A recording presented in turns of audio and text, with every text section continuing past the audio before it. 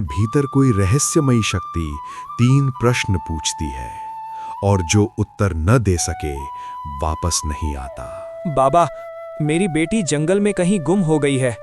यही वो गुफा है सेनापति, जिसके बारे में तुमने हमें बताया था। दूसरी ओर राजमहल में अचानक राजा रतन सिंह की मृत्यु हो जाती है। अमरगढ़ राज्य के सिंहपुर गांव में हन नाम का एक गरीब लकड़हारा अपनी पत्नी मीरा और बेटी खंजरी के साथ रहा करता था। बिखन सुबह लकड़ी काटने निकल ही रहा था, तभी उसकी बेटी खंजरी वहां आ पहुंची। पिताजी, माँ जोर जोर से कराह रही है। ऐसा लग रहा है जैसे उन्हें बहुत तेज दर्द हो रहा है। ये क्या बोल रही हो बेटी? चलो अभी चलकर देखते हैं। भीखन कुल्हाड़ी वहीं छोड़कर तुरंत अपनी बेटी के साथ पत्नी मीरा के पास पहुंचा। मीरा, ये क्या हो गया? मीरा, क्या तुम्हारे शरीर में बहुत दर्द हो रहा है? लगता है अब ये दर्द मेरे प्राण ही ले लेगा। अरे ऐसा क्यों बोलती हो? हिम्मत मत हारो, मैंने वेद जी को यहाँ बुलवाया है। वो बस आते ही होंगे, है ना? कुछ ही देर बाद वेद जी वहां पहुंचते हैं।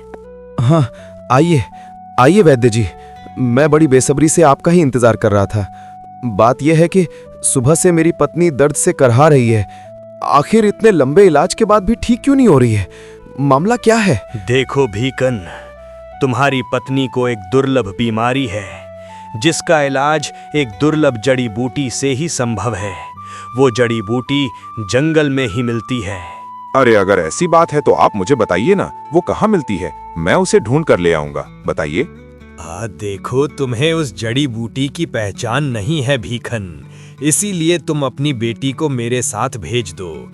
वो जड़ी बूटी वर्षा के मौसम में उगती है और अभी वर्षा का मौसम चल ही रहा है। मैं ही उसे पहचान सकता हूँ। अगर वो जड़ी बूटी जंगल में नहीं मिली तो? फिर तो तुम्हें उसे खरीदने के लिए मधुबन राज्य की बड़ी वैद्य औषधालय में जाना होगा। पर हाँ, याद रखना भीकन, वहाँ तुम्हें वो जड़ी बूटी 10 चांदी के सिक्कों में ही मिलेगी, उससे जरा भी कम नहीं। कुछ देर बाद वैद भीकन की बेटी को लेकर जंगल की ओर निकल पड़ा। मंजरी और वैद घने जंगल में पहुंच गए। बेटा मंजरी, जा बेटा, वहाँ चट्टान पर जाकर बैठ जा। मैं उस जड़ी बूटी को ढूंढने का प्रयास करता हूँ। मुझे लौटने में कुछ देर हो जाएगी। यहाँ से ज्यादा आगे मत जाना बेटा, है ना? जंगल खतरनाक है, आराम से बैठी रहना, ठीक है? ठीक है, मैं यहीं बैठी रहूंगी। वैद्य जड़ी बूटी ढूंढने के लिए घने जंगल की ओर निकल गया। मंजरी कुछ देर तक चट्टान पर बैठी रही, लेकिन थोड़ी देर बाद वो इधर-उधर टहलने लगी। अचानक मंजरी की नजर दूर एक विचित्र गुफा पर जा टिकी। ये तो सचमुच बड़ी ही विचित्र गुफा मालूम पड़ रही है। मंजरी उत्सुकता से उस गुफा की ओर बढ़ गई। उधर दूसरी ओर राजा रतन सिंह अपने सेनापति के साथ घने जंगल से गुजरते हुए उसी गुफा के पास आ पहुंचे। दोनों घोड़ों से उतरे। सेनापति के घोड़े पर एक बहुत ही कीमती बक्सा रखा था, जिसे उसने नीचे यही वो गुफा है आप सेनापति, धन को जिसके बेचकर बारे में हीरे तुमने मोती हमें खरीद बताया कर था। उन्हें छिपा हाँ, क्यों रहे हैं महाराज, महाराज? यही वो गुफा है। यहाँ पर यह खजाना सुरक्षित रहेगा। इस गुफा के अंदर डर की वजह से कोई भी नहीं आता। इस गुफा के बारे में बरसों से बड़ी ही विचित्र अफवाहें राज्य में फैली हुई हैं। परंतु मेरा एक सवाल है महाराज।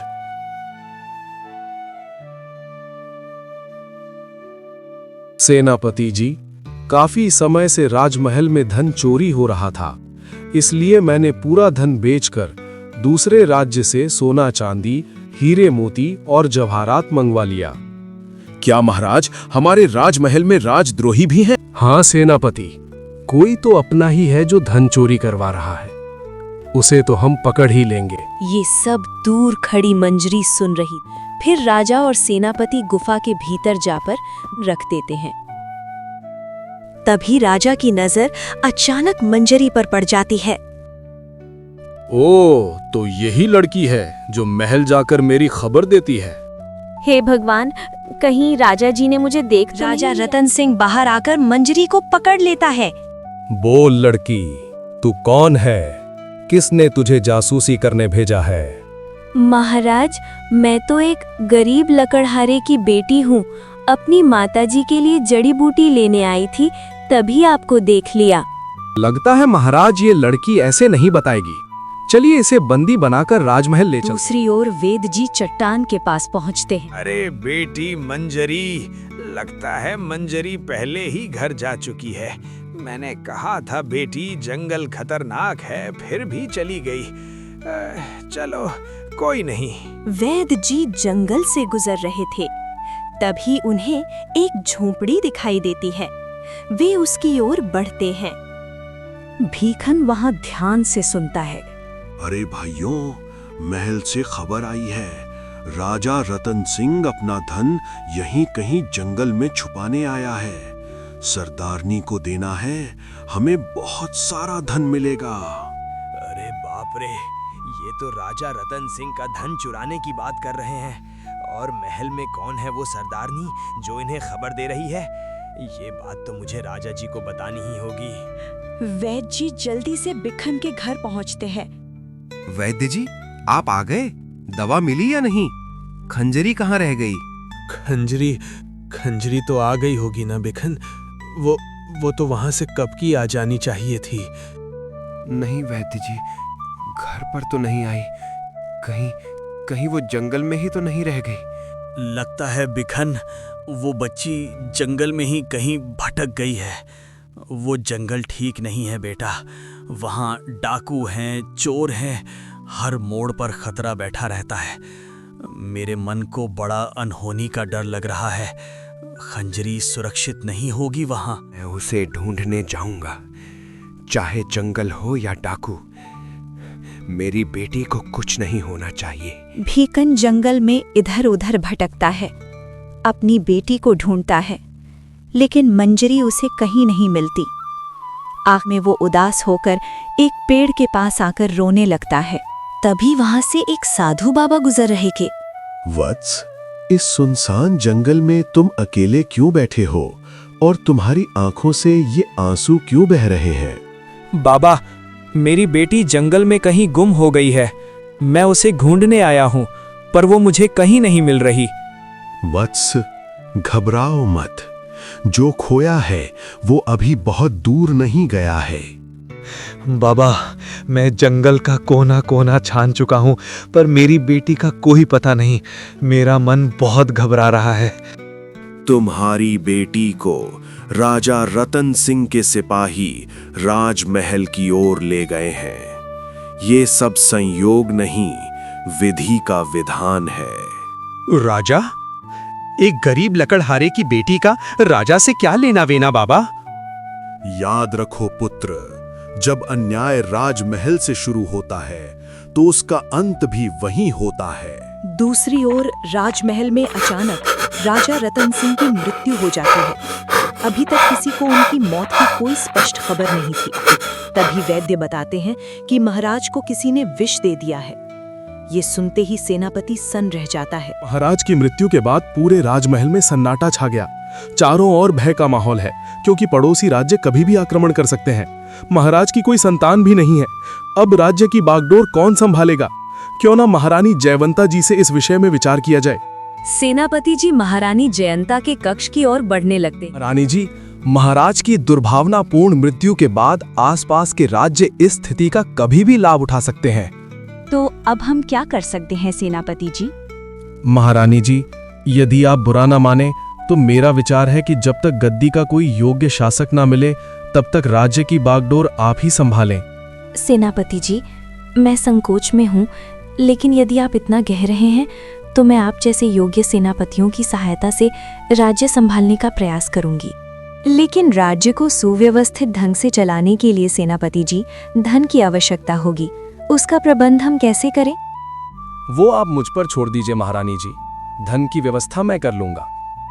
इतना कहकर सेनापति वहां से चला जाता है।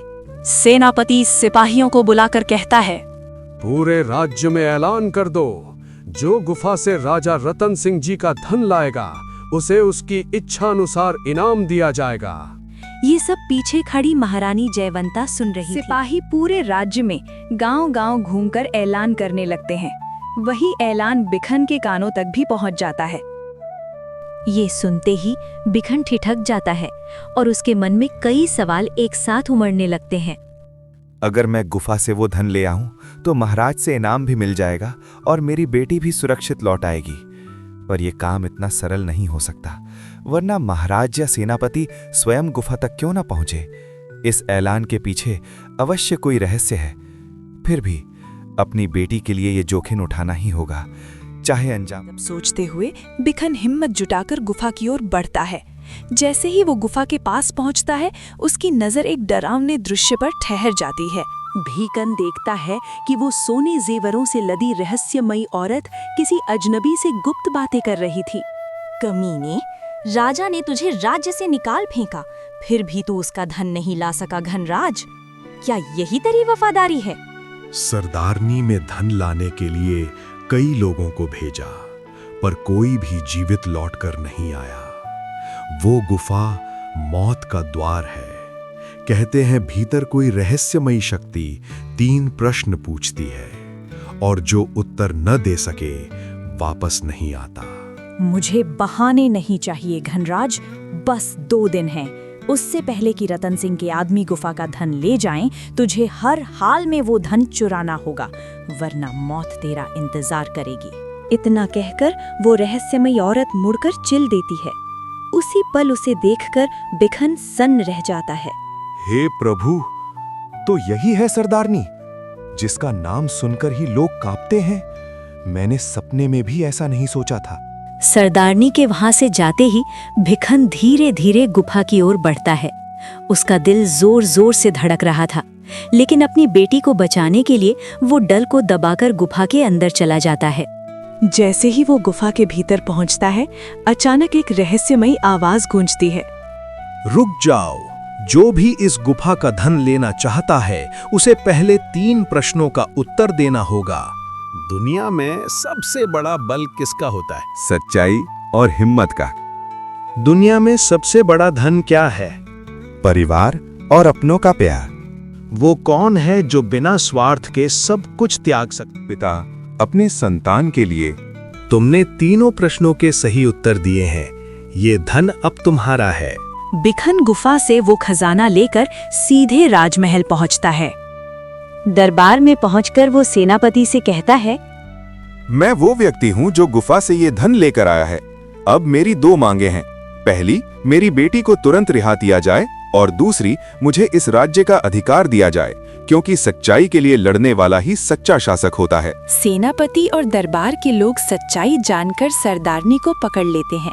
उसकी साजिश सामने आ जाती है और उसे कठोर सजा दी जाती है। और उसी दिन एक साधारण लकड़हारा बिखन इस राज्य का नया राजा बन जाता है।